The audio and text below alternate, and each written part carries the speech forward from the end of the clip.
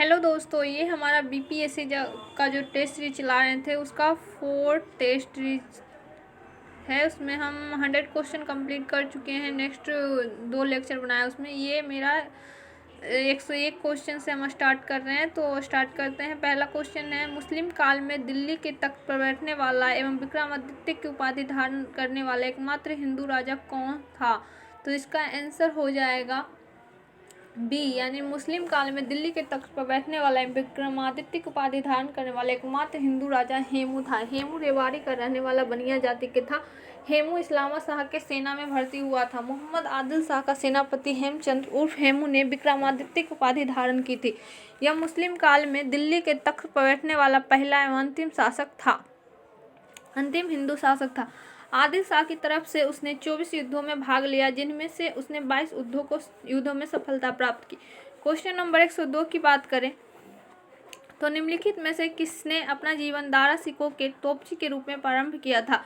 तो मनुची अपना जीवन दारा सिकोह के तोपची के रूप में प्रारंभ किया था। मनुची मूलतः वेनिस का निवासी था, जिसका जन्म 1639 ईस्वी में हुआ था। वह जनवरी 1656 ईस्वी को सूरत बंदरगाह पहुंचा था। मनुची ने दारा सिकोह की सेना में अपना जीवन तोपची के रूप में आरंभ किया। क्वेश्चन नंबर 103 की बात करें तो क्वेश्चन नंबर 103 है, मुगल साम्राज्य में नील उत्पादन का सर्वाधिक प्रसिद्ध क्षेत्र कौन सा था? तो मुगल साम्राज्य में नील उत्पादन का सर्वाधिक प्रसिद्ध क्षेत्र बयाना था। मुगल काल में निर्यात की मुख्य वस्तु नील, सोर, अफीम, सूती वस्त्र था। मुगल काल में सबसे अच्छी नील गुजरात में सरखेज तथा बयाना से पैदा होती थी। बयाना भरतपुर जिले में राजस्थान में स्थित है। प्राचीन काल में इसे बानपुर कहा जाता था। मुगल साम्राज्य में नील का उत्पादन व्यापक पैमाने पर होता था। क्वेश्चन नंबर 104 की बात करें तो शिवाजी ने मुगलों को अपना 3/4 राज्य किस संधि के द्वारा दिया? तो हो जाएगा इसका आंसर पुरंदर की संधि के द्वारा दिया। पुरंदर की संधि के परिणाम स्वरूप शिवाजी अपने पुत्र के साथ आगरा जाने के लिए राजी हुआ। शिवाजी की सफलता का मुख्य कारण छापामार युद्ध पद्धति थी। शिवाजी ने जून 1965 में मुगल सेनापति जयसिंह के साथ पुरंदर की संधि की, जिसके अनुसार 4 लाख वार्षिक आमदनी वाले 23 किले मुगलों को सौंपने पड़े। उन्होंने शिवाजी अपने लिए सामान्य आय वाले केवल 12 किले रखे। क्वेश्चन नंबर 105 की बात करें तो क्वेश्चन नंबर 105 है, अहमद शाह ने 1748 में सफदरजंग को किस पद पर नियुक्त किया था? तो इसका आंसर हो जाएगा साम्राज्य के वजीर पद पर नियुक्त किया था 1748 ईस्वी में।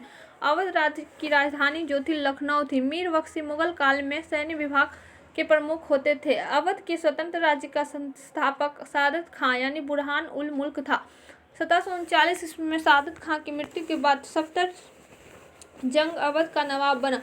1748 ईस्वी में मोहम्मद शाह ने सफदरजंग को अपना वजीर नियुक्त किया। क्वेश्चन नंबर 106 की बात करें तो शिवाजी की राजस्व व्यवस्था के संबंध में निम्नलिखित में से कौन सा कथन सही नहीं है? तो इसका आंसर हो जाएगा सी, शिवाजी की राजस्व व्यवस्था के संबंध में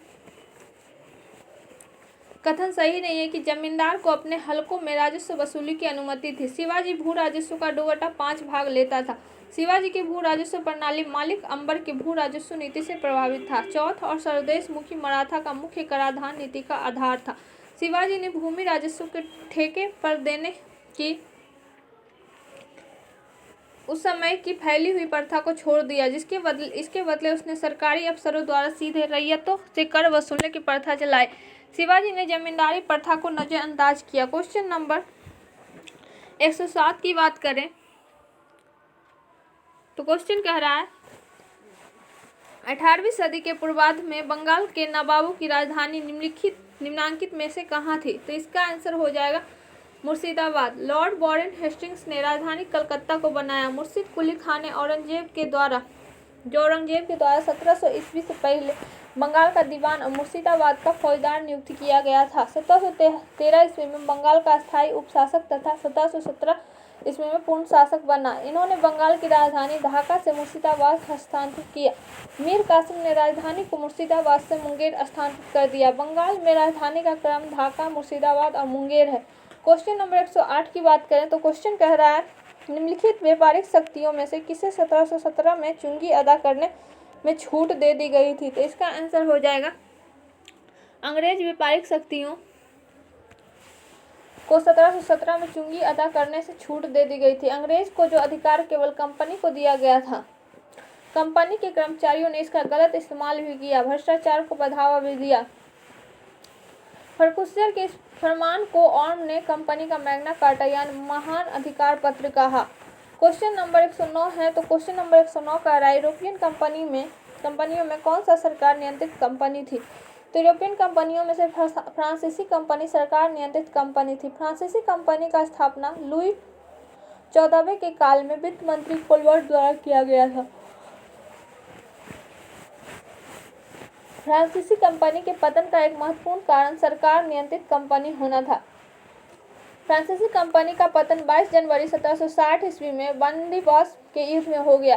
फ्रांसीसी कंपनी का प्रथम कारखाना 1668 ईस्वी में सूरत में स्थापित हुआ। भारत आने वाली प्रथम कंपनी पुर्तगाली कंपनी थी। क्वेश्चन नंबर 110 की बात करें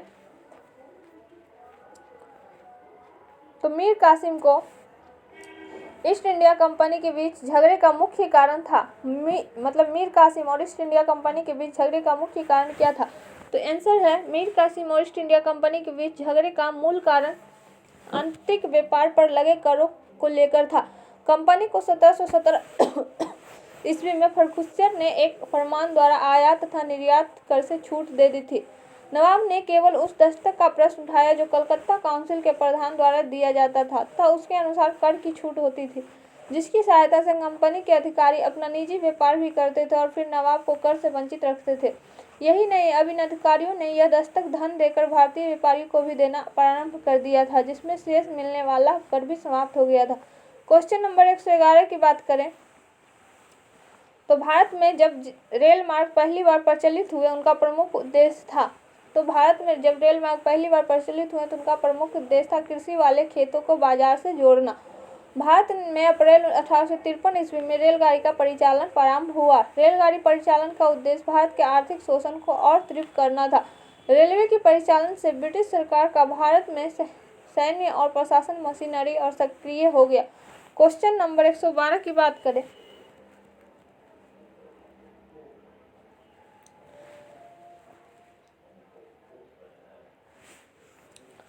तो 1861 में आगरा में राधा स्वामी सत्संग की स्थापना किसने की? तो 1861 ईस्वी में श्री शिवदयाल सिंह जी महाराज ने आगरा में राधा स्वामी सत्संग की स्थापना की। शिक्षा के क्षेत्र में इस संस्था ने महत्वपूर्ण कार्य किए। इसके सिद्धांत थे कि ईश्वर पूर्ण है और उसे योग तथा तपस्या से प्राप्त किया जा सकता है तथा गुरु ज्ञान सत्य और ईश्वर का अवतार है। क्वेश्चन नंबर 113 1906 ईस्वी में बम्बई में प्रथम भारतीय महिला विश्वविद्यालय की स्थापना के पीछे महान शक्ति कौन थे? तो इसका आंसर हो जाएगा ए, यानी 1906 ईस्वी में बम्बई में प्रथम भारतीय महिला विश्वविद्यालय की स्थापना के पीछे महान व्यक्ति डॉक्टर डी.के. कर्वे थे। डी.के. कर्वे को भारत रत्न 1958 ईस्वी दिया गया। फर्ग्यूसन कॉलेज के प्राध्यापक प्रोफेसर डी.के. कर्वे ने 1899 ईस्वी में पुणे में एक विधवा आश्रय स्थापित किया, जिसमें उच्च वर्ग के विधवाओं की अध्यापिका, डॉक्टर और नर्सें बनाकर उनके जीवन में एक नया उत्साह भरने का प्रयास किया। 1906 ईस्वी में डी.के. कर्वे ने बम्बई में प्रथम भारतीय स्त्री विश्वविद्यालय की स्थापना की। क्वेश्चन नंबर 114 की बात करें तो हंटर कमीशन ने किसके विकास पर विशेष जोर दिया था? तो हंटर कमीशन ने प्राथमिक शिक्षा के विकास पर विशेष जोर दिया था। लॉर्ड रिपन के काल में हंटर आयोग बनाया गया। 1882 में सरकार ने W. हंटर की अध्यक्षता में एक आयोग शिक्षा के क्षेत्र में 1854 के पश्चात हुई प्रगति की समीक्षा करने के लिए नियुक्त किया था। हंटर कमीशन ने प्रमुख रूप से कहा कि प्राथमिक शिक्षा के संबंध में सुधार तथा उसके विकास की ओर ध्यान दिया जाना चाहिए। मैकाले समिति द्वारा अंग्रेजी शिक्षा के प्रसार पर जोर दिया गया। क्वेश्चन नंबर 115 की बात करें तो मार्ले मिंटो सुधारों का भीतरी लक्ष्य था। तो मार्ले मिंटो सुधारों का भीतरी लक्ष्य भारत में एक समुदाय के विरुद्ध दूसरे को लड़ाना था। मार्ले मिंटो सुधार के कारण भारत में औपचारिक रूप से सांप्रदायिकता का बीजारोपण हो गया। 1909 ईस्वी में भारतीय परिषद अधिनियम यानी मार्ले मिंटो सुधार द्वारा पहली बार मुसलमानों को पृथक मताधिकार का निर्वाचन क्षेत्र की सुविधा दी गई। पृथक निर्वाचन प्रणाली भारत के लिए बहुत हानिकारक थी। इससे भारत के विभिन्न वर्गों में बांट दिया गया, जिनमें आपस में द्वेष, ईर्ष्या और प्रतिस्पर्धा होने लगी। क्वेश्चन नंबर 116 की बात करें तो किसने 1840 के करीब कूका आंदोलन आरंभ किया? तो 1840 के करीब भगत जवाहर मल ने कूका आंदोलन प्रारंभ किया था। इस आंदोलन का उद्देश्य सिख धर्म में फैली बुराइयों एवं सामाजिक अंधविश्वास को दूर करना था। प्रारंभ में कूका आंदोलन एक धार्मिक सुधार आंदोलन था। पंजाब को अंग्रेजी साम्राज्य में मिला लिए जाने के कारण इस आंदोलन ने राजनीतिक रूप ले लिया। कूका विद्रोह 1872 ईस्वी में पंजाब क्षेत्र में हिंसक था। क्वेश्चन नंबर 117 की बात करें तो 1857 में अंग्रेजों के विरुद्ध जिहाद का प्रचार किसने किया? तो इसका आंसर हो जाएगा मौलवी अहमद उल्ला ने। उन्होंने अंग्रेजों के विरुद्ध जिहाद का नारा दिया। उन्होंने विभिन्न धर्मानुयायियों का आह्वान करते हुए कहा था, सारे लोग इन्हें बाहर खदेड़ दो। मौलवी अहमद उल्ला मूलतः तमिलनाडु अराकट में रहने वाले थे, जो बाद में फैजाबाद आकर बस गए और यहाँ से उन्होंने विद्रोहियों की कमान संभाली। क्वेश्चन नंबर 118 है, मुस्लिम लीग ने मुक्ति दिवस कब मनाया था? तो इसका आंसर हो जाएगा 1939 ईस्वी में मनाया था, जब प्रांतों में कांग्रेस मंत्रिमंडलियों ने त्याग पत्र दे दिया था। 22 दिसंबर 1939 को मुस्लिम लीग ने मुक्ति दिवस मनाया। द्वितीय विश्व युद्ध में अंग्रेज ने बिना कांग्रेस की सलाह के भारत को युद्ध राष्ट्र घोषित कर दिया, इसके विरोध में कांग्रेस प्रांतीय मंत्रिमंडलों ने त्याग पत्र दे दिया था। 1935 के भारत सरकार अधिनियम के अधीन पहला चुनाव 1937 में हुआ। कांग्रेस ने बम्बई, मद्रास, यूपी, बिहार, उड़ीसा, मध्य प्रांत में पूर्ण बहुमत प्राप्त किया। कांग्रेस ने इन प्रांतों में सरकार बनाई। क्वेश्चन नंबर 119 की बात करें तो प्रारंभिक हड़प्पा स्तरों में एक ही खेत में साथ साथ दो फसलों के उगाने का साक्ष्य प्राप्त होता है, तो कालीबंगा से प्राप्त हुआ है। हड़प्पा सभ्यता में जोते हुए खेतों का प्रमाण कालीबंगा से मिला है। भारतीय उपमहाद्वीप में कृषि के साथ पशुपालन का प्रथम साक्ष्य मेहरगढ़ से प्राप्त हुआ है। हड़प्पाई पुरा स्थल कालीबंगा राजस्थान में स्थित है। कालीबंगा की खुदाई मिले बोए हुए खेत में हल से एक आड़ी तिरछी खूरों के निशानों से पता चलता है कि एक साथ दो फसलें उगाई जाती थी। राजस्थान, हरियाणा और पश्चिम उत्तर प्रदेश में आज यह तरीका अपनाया जाता है। क्वेश्चन नंबर 120 की बात करें तो निम्नलिखित में से कौन से देवता एशिया माइनर के बिगाज कोई अभिलेख में उल्लिखित है? तो इसका आंसर हो जाएगा इंद्र, मित्र, नासत्य एवं वरुण देवताओं का एशिया माइनर में बोगाज कोई अभिलेख में उल्लिखित है। ये देवता वैदिक कालीन देवता है। इंद्र ऋग्वेद काल से सबसे प्रमुख देवता थे। इससे भी यह प्रमाणित होता है कि आर्य भारत आने से पूर्व मध्य एशिया में निवास करते थे। 1400 ईस्वी पूर्व के बोगाज कोई के अभिलेख में वैदिक देवताओं में इंद्र, मित्र, नासत्य एवं वरुण का उल्लेख है। क्वेश्चन नंबर 121 की बात करें क्वेश्चन नंबर 121 की बात करें तो क्वेश्चन कर रहा है ऋग्वेद में सूक्तों की कुल वास्तविक संख्या क्या है? तो इसका आंसर हो जाएगा 1017।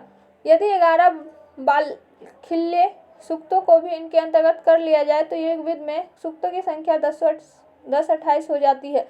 ये बालखिल्य सूक्त परिशिष्ट रूप में हैं और बाद में जोड़े गए हैं। यही कारण है कि अनेक विद्वान इन्हें ऋग्वेद का अंग नहीं मानते हैं और इस वेद की कुल सूक्त संख्या 1017 और 10 मंडल मानते हैं। क्वेश्चन नंबर 122 की बात करें तो बुद्ध को ईश्वर के रूप में पूजने वाला बौद्ध संप्रदाय है, तो इसका आंसर हो जाएगा महायान। महायान संप्रदाय के अनुयायी बुद्ध को ईश्वर मानकर मूर्ति बनाकर पूजा करने लगे। कनिष्क के समय चतुर्थ बौद्ध संस्कृति में बौद्ध धर्म स्पष्टतः दो संप्रदायों में विभक्त हो गया था, हीनयान, महायान। हीनयान में महात्मा बुद्ध को एक महापुरुष माना जाता था, महायान में उन्हें देवता माना जाता था, तो उनकी पूजा की जाने लगी थी। इसी के साथ अनेक बोधिसत्वों की पूजा प्रारंभ हुई। पर क्वेश्चन नंबर 123 की बात करें तो निम्नलिखित में से किस अभिलेख में अशोक ने कहा है कि सभी मनुष्य मेरी संतान है? तो क्वेश्चन नंबर 123 का आंसर प्रथम पृथक शिलालेख में अशोक ने कहा है कि सभी मनुष्य मेरी संतान है। अशोक ने भारत में शिलालेख लिखने की परंपरा शुरू किया। प्रथम पृथक अभिलेख में अशोक प्रजा के प्रति अपनी भावनाओं की अभिव्यक्ति करते हुए कहता है, सभी मनुष्य मेरी संतान है। जिस प्रकार मैं अपनी संतान के लिए इच्छा करता हूँ कि वे सभी लौकिक तथा परलौकिक हित और सुख से संयुक्त हो, उसी प्रकार सभी मनुष्य के लिए मेरी यही इच्छा है। क्वेश्चन नंबर 124 की बात करें तो किसके अनुसार मौर्य के शासनकाल में जहाज रानी पर राज्य का एकाधिकार था? तो क्वेश्चन नंबर 124 कौटिल्य के अर्थशास्त्र में जहाज रानी संबंधी विवरण मिलता है। व्यापारिक जहाजों का निर्माण मौर्य काल का एक प्रमुख उद्योग था। यह राज्य नियंत्रण से होता था, जो व्यापारी के किराए पर जहाज देता था। नवाध्यक्ष नामक पदाधिकारी व्यापारिक जहाजों पर नियंत्रण करता था। मौर्य प्रशासन का सर्वाधिक महत्वपूर्ण स्रोत अर्थशास्त्र है। मौर्य नगर प्रशासन का सर्वाधिक महत्वपूर्ण स्रोत इंडिका है। क्वेश्चन नंबर 125 की बात करें तो किस केंद्रीय क्षेत्र प्रदेश ने क्षेत्र में निवेशकों को आकर्षित करने के लिए पहले खाद्य प्रसंस्करण शिखर सम्मेलन की मेजबानी की? तो केंद्र शासित प्रदेश लद्दाख में निवेशकों को आकर्षित करने के लिए पहली बार खाद्य प्रसंस्करण सम्मेलन का आयोजन किया जा रहा है। यह सम्मेलन वाणिज्य उद्योग मंत्रालय में खाद्य प्रसंस्करण उद्योग मंत्रालय के सहयोग से केंद्र शासित प्रदेश लद्दाख द्वारा आयोजित किया गया। लद्दाख में खाद्य प्रसंस्करण उद्योग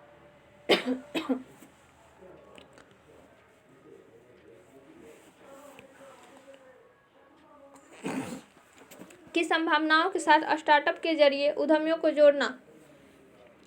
लद्दाख केंद्र शासित प्रदेश के रूप में 31 अक्टूबर 2019 को अस्तित्व में आया। लद्दाख के वर्तमान उपराज्यपाल राधा कृष्ण माथुर है। क्वेश्चन नंबर 126 की बात करें तो स्मॉग किसका संयोजन है? तो स्मॉग जो है धुआं और कोहरा का संयोजन है। स्मॉग वायु प्रदूषण की एक अवस्था है। गाड़ियों कारखानों से निकले हुए धुएं में उपस्थित राख, गंधक एवं अन्य हानिकारक रसायन जब कोहरे के संपर्क में आते हैं तो स्मॉग का निर्माण होता है। क्वेश्चन नंबर 127 की बात करें तो फूलन देवी फिल्म का निर्देशन किसने किया था? तो इसका निर्देशन शेखर कपूर द्वारा किया गया था। बैंडिट की उन फिल्म 1994 में बनी फूलन देवी के जीवन पर आधारित है। फूलन देवी समाजवादी पार्टी की सांसद भी रही है। 10वीं सुंदरी के नाम से फूलन देवी चर्चित हुई थी।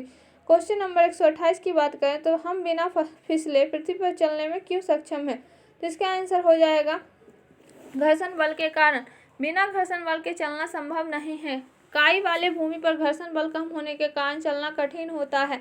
जब किसी सतह पर किसी वस्तु को गति कराने का प्रयास किया जाता है तो सतह के समानांतर वह गति की दिशा में विपरीत गति अवरोधक बल कार्य करता है, जिसे घर्षण बल कहते हैं। क्वेश्चन नंबर 129 की बात करें तो महात्मा गांधी के राम राज्य की संकल्पना क्या थी? तो महात्मा गांधी के राम राज्य की संकल्पना का आधार राज्य विहीन समाज था। उन्होंने ग्राम स्तर पर सरकारों के गठन का समर्थन किया था। परिणाम स्वरूप उनके कुछ विचारों को निर्देशक तत्वों में शामिल किया गया। अनुच्छेद 40 में ग्राम पंचायतों का गठन का उल्लेख है। राम राज्य की अवधारणा गांधी जी के आदर्श विचार हैं। भारतीय संविधान के अनुच्छेद 40 गांधीवादी दर्शन कहा जाता है। क्वेश्चन नंबर 130 की बात करें तो इरोबिलिन या किस रंग द्रव्य की उपस्थिति के कारण मानव के मल का रंग पीला होता है? तो इसका आंसर हो जाएगा इरोबिलिन। क्वेश्चन मल में दुर्गंध इंडोल एमास्केटोल नामक अमीनो अम्ल के कारण होता है। क्वेश्चन नंबर 131 की बात करें तो वह एकमात्र वायसराय कौन थे जिनकी भारत में हत्या हुई थी? तो इसका आंसर हो जाएगा लॉर्ड मेयो की हत्या वर्ष 1872 में भारत के अंडमान द्वीप के पोर्ट ब्लेयर में एक अफगान शेर अली द्वारा की गई थी। लॉर्ड मेयो ने ही भारत में सर्वप्रथम 1871 में जनगणना का कार्य प्रारंभ किया था। वह एकमात्र वायसराय लॉर्ड मेयो थे जिनकी भारत में हत्या हुई। लॉर्ड हार्डिंग टू को दिल्ली राजधानी के आयोजन जुलूस समारोह में बम से घायल कर दिया गया था। क्वेश्चन नंबर 132 है थियोसॉफिकल सोसाइटी के संस्थापक कौन थे? तो इसका आंसर हो जाएगा मैडम ब्लाट्सबस्की। थियोसॉफिकल सोसाइटी की स्थापना 1875 ईस्वी में किया गया था। थियोसॉफिकल सोसाइटी भारतीय धर्म और दर्शन में विश्वास करता था। थियोसॉफिकल सोसाइटी की स्थापना एक रूसी महिला मैडम ब्लाट्सबस्की ने वर्ष 1875 में न्यूयॉर्क में की। वर्ष 1882 में मद्रास के पास अडियार में सोसाइटी का मुख्यालय स्थापित किया गया। वर्ष 1888 में एनी बेसेंट थियोसॉफिकल सोसाइटी की सदस्य बनी व वर्ष 1893 में वह भारत आई थी। कर्नल अलकाट की मृत्यु के बाद वर्ष 1907 में एनी बेसेंट थियोसॉफिकल सोसाइटी के अध्यक्ष बने। क्वेश्चन नंबर 133 की बात करें तो स्वास्थ्य को संकट में डालने वाला सबसे गंभीर वायु प्रदूषक कौन सा है? तो स्वास्थ्य को संकट में डालने वाला सबसे गंभीर वायु प्रदूषण सल्फर डाइऑक्साइड है। वायु प्रदूषण का मुख्य अवयव CO गैस है, यानी कार्बन मोनोऑक्साइड। वायु में समस्त वायु प्रदूषक के सकल भार का लगभग 20% भाग सल्फर डाइऑक्साइड यानी SO2 होता है। SO2 से आंखों में जलन, दमा, खांसी आदि परेशानियां होती है। वायुमंडल में उत्सर्जित SO2 गैस वातावरण की नमी अवशोषित कर सल्फ्यूरस अम्ल बनाती है। यह सल्फ्यूरस अम्ल जल वर्षा के साथ धरातल पर गिरती है तो उसे अम्ल वर्षा कहते हैं। क्वेश्चन नंबर 134 की बात करें तो टेरिलीन, एथिलीन और ग्लाइकोल किस अम्ल का संघनन बहुलक है? तो ये टेरिलीन, एथिलीन, ग्लाइकोल और टेरिथ्लेलिक अम्ल के बहुलीकरण के द्वारा बनाया जाता है। यह इनका संघनन बहुलक है। यह एक प्रकार का कृत्रिम रेशा है जो सबसे कम ज्वलनशील होता है। क्वेश्चन नंबर 135 की बात करें तो भारतीय महासागर में सबसे छोटा द्वीप कौन सा है? तो इसका आंसर हो जाएगा हिंद महासागर में सबसे छोटा द्वीप देश मालदीव है। यह भारत के मिनिकॉय द्वीप से 8 डिग्री चैनल के द्वारा अलग होता है। यह देश की राजधानी माले है। इस देश की राजधानी यह जनसंख्या एवं भू क्षेत्र की दृष्टि से दक्षिणी एशिया का सबसे छोटा देश है। मालदीव प्रवाल निर्मित द्वीप है।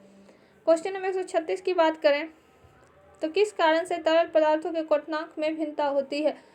तो दाब में भिन्नता के कारण तरल पदार्थों द्रव के क्वथनांक में भिन्नता होती है। दाब बढ़ने पर तरल पदार्थों का क्वथनांक बढ़ जाता है। वायुमंडलीय दाब पर साधारण जल 100 डिग्री सेंटीग्रेड पर उबलता है। वायुमंडलीय दाब का ऐसा मात्रक बार है। दाब का मात्रक पास्कल या न्यूटन मीटर स्क्वायर है।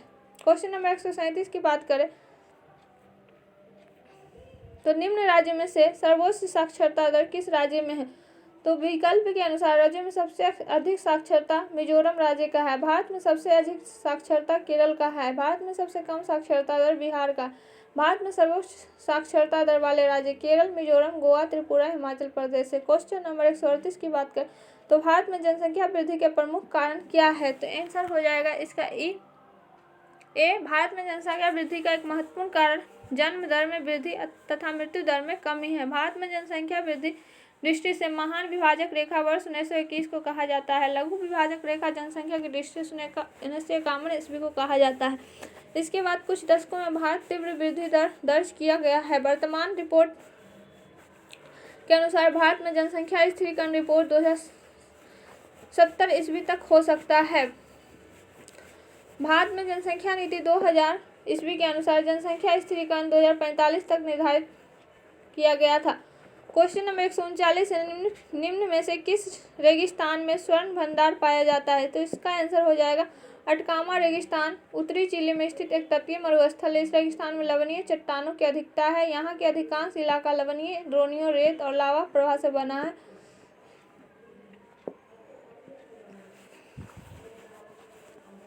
यह पृथ्वी का सबसे शुष्क क्षेत्र है। यहाँ खनिजों में नाइट्रेट, तांबा, चांदी आदि प्रमुख है। इस रेगिस्तान में संसार की सबसे बड़ी तांबे की खान चुक्कीकामाटा नामक क्षेत्र में उपस्थित है। अटकामा रेगिस्तान में स्वर्ण भंडार है। क्वेश्चन नंबर 140 की बात करें तो अश्रुग्रंथि कहाँ स्थित है? तो अश्रुग्रंथि नेत्र गुहा के निकट स्थित होती है। इसमें स्थापित जल सदृश तरल पलकों एवं कर्णीय तथा इसके ऊपर की कंजेक्टिवा को नम बनाए रखता है। उनकी सफाई करता है। डिट पटल के सामने का भाग कुछ उभरा हुआ और पारदर्शी होता है जिसे कर्निया कहते हैं। मानव आंख एक कैमरा की तरह कार्य करता है। नेत्रदान में कॉर्निया दान किया जाता है। क्वेश्चन नंबर 141 से एक वस्तु का अंकित मूल्य पर 15% की छूट देकर वह 850 रुपये में प्राप्त हुई। उस वस्तु का अंकित मूल्य क्या था? तो 15% छूट देने के बाद मूल्य जो है वो कितना है? 850 रुपये। तो 15% छूट देंगे तो 85% बराबर हो जाएगा 850। तो 100% बराबर हो जाएगा हमारा 1000 रुपया। क्वेश्चन नंबर 142 है तो 72 किलोमीटर प्रति घंटे की गति से चलने वाली 160 मीटर लंबी ट्रेन को एक विद्युत खंभे को पार करने में कितना समय लगेगा?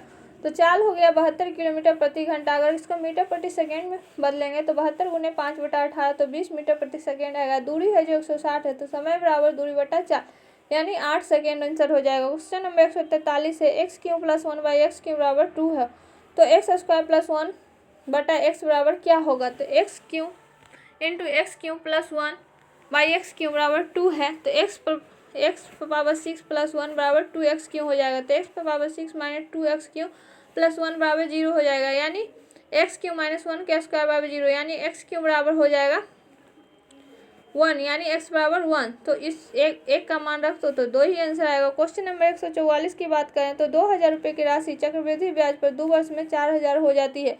ये राशि कितने वर्षों में 8000 हो जाएगी? तो ए इसमें हो गया 4000 रुपया। पी है जो यानी मूलधन 2000 रुपया, समय है जो 2 वर्ष है। तो ए बराबर पी चक्रवृद्धि ब्याज में ए बराबर पी इंटू 1 प्लस आर बटा 100 पावर टी। तो इससे फार्मूला से इससे हम क्या निकाल लेंगे? समीकरण 1 निकल जाएगा 1 प्लस आर बटा 100 बराबर √2। पुनः ए बराबर पी इंटू 1 प्लस आर बटा 100 पावर टी। तो फिर 8000, फिर मूलधन 2000, फिर जो है वो 1 प्लस आर जो है 2/100 पावर टी। तो इसका समीकरण हो जाएगा 1+r/100 पावर t बराबर 4। तो दोनों को मतलब समीकरण 1 समीकरण 2 से t बराबर 4 वर्ष होगा। क्वेश्चन नंबर 145 की बात करें तो रेखाखंड AB सरल रेखा CD के बिंदु D B पर काटती है। AB सबसे छोटा तब होगा जब ABD होगा। तो सरल रेखा AB तभी सबसे छोटी होगी जब ये रेखाखंड CD पर लंब होगी।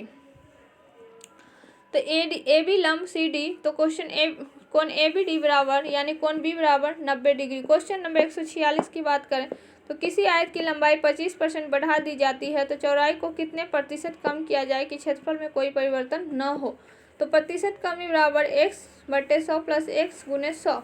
तो 25/100 प्लस 25 गुने 100, तो आंसर हो जाएगा 20%। क्वेश्चन नंबर 147 की बात करें तो 100 प्रश्नों का माध्य 40 पर क्लिक किया गया है। बाद में यह देखा गया कि एक प्रश्न पे में 53 के बजाय गलती से 83 पढ़ा गया था, सही माध्य क्या है। तो 100 का 40 है तो पहले 100 को 40 से गुना करेंगे, फिर माइनस जो मतलब ज़्यादा हो गया है 53 और 83 तो उसको घटा देंगे तो 30 बचेगा। तो 4000 माइनस 30 यानी 3970। अब 3970 को 100 से भागा दे देंगे तो 39.7 आंसर आएगा। Question number 148 a² plus b² 7ab है तो a/b प्लस b/a क्या होगा। तो इसका आंसर हो जाएगा 7। क्वेश्चन नंबर 149 की बात करें तो तीन संख्याएं इतना इतना के अनुपात में है, यदि उनमें से पहली तथा तीसरी संख्याओं का योग दूसरी संख्या से 50 अधिक हो तो ये तीनों संख्याओं का योग कितना होगा। तो ये क्वेश्चन ये इसका आंसर हो जाएगा सी यानी 120। क्वेश्चन नंबर 150 यदि रमेश की आय से 150 अधिक है % अधिक हो तो बताइए कि रमेश की आय महेश की आय से कितने प्रतिशत कम है। तो महेश की आय, माना रमेश की आय 100 है तो महेश की आय हो जाएगी 250। तो 20% 150, 250 का कितना % है तो 60% है। इस प्रकार हमारा BPSC का टेस्ट सीरीज 4 भी कंप्लीट होता है। हम नेक्स्ट वीडियो टेस्ट सीरीज 5 का बनाएंगे। Thanks for watching.